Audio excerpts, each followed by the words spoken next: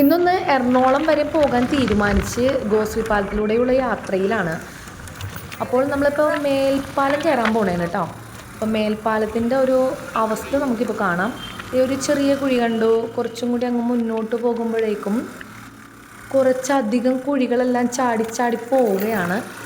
കുഴിയൊന്നും തീർന്നിട്ടില്ല, വീണ്ടും വീണ്ടും നിറച്ച് കുഴികൾ ഇങ്ങനെ വരണേണ്.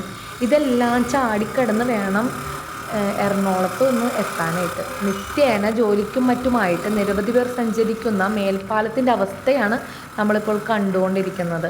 മഴയും കൂടി കനത്തതോടെ കുഴിയിലെല്ലാം വെള്ളം നിറഞ്ഞ് കുഴിയും റോഡും തിരിച്ചറിയാനാവാതെ ഇതിലെല്ലാം ചാടി തെന്നിത്തെറിച്ച് വീഴുന്നതൊക്കെ ഒരു നിത്യസംഭവമാണ്.